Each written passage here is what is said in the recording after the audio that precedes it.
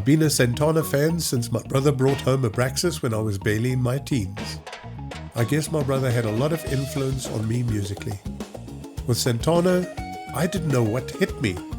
This wasn't because it was loud, but because it was alive.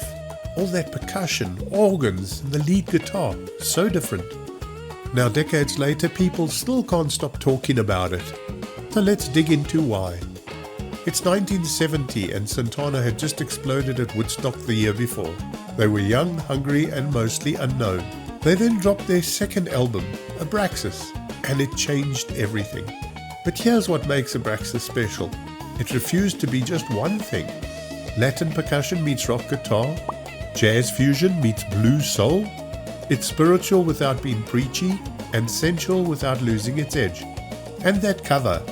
The Mati Klarwein painting tells you everything before you even drop the needle.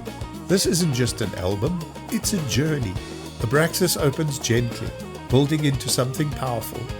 Right away, you know this isn't standard rock and roll. Then comes that percussion with Mike Shrieve on drums, Chapito Aries, Jose Aries and Michael Carabello creating these interlocking rhythms that didn't sound like anything else on FM radio in 1970.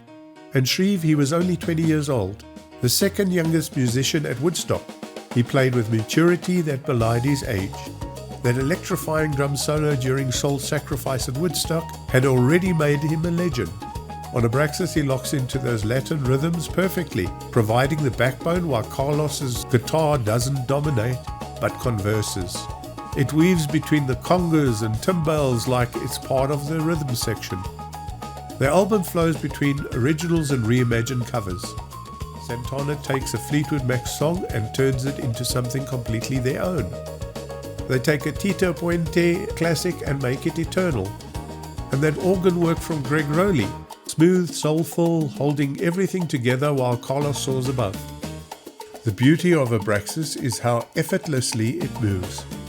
One moment you're in a Latin jazz club, the next you're in a blues bar, then suddenly you're somewhere transcendent.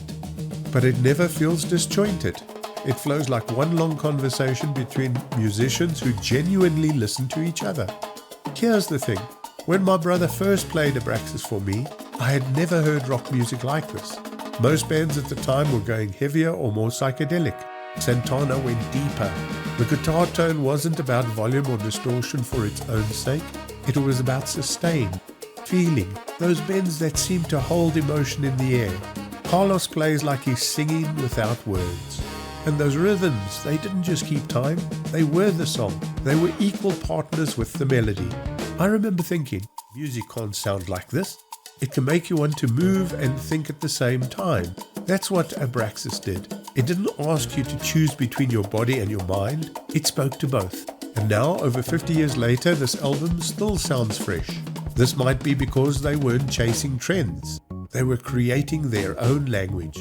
Possibly real fusion done right is timeless. Abraxas isn't just Santana's masterpiece. It's one of those rare albums that invented a sound and perfected it at the same time. The albums that came after tried to capture this magic again. Some came close, but this one was lightning in a bottle. So where does Abraxas land for you? Did it grab you immediately like it did me? Or did you come to it later? Drop your thoughts below. I would like to know what this album means to you. It most certainly gets one foot tapping, if not more. If you're enjoying these deep dives, please subscribe. A new album every week. Next time on The Collection Vault, Jethro Tull's A Passion Play.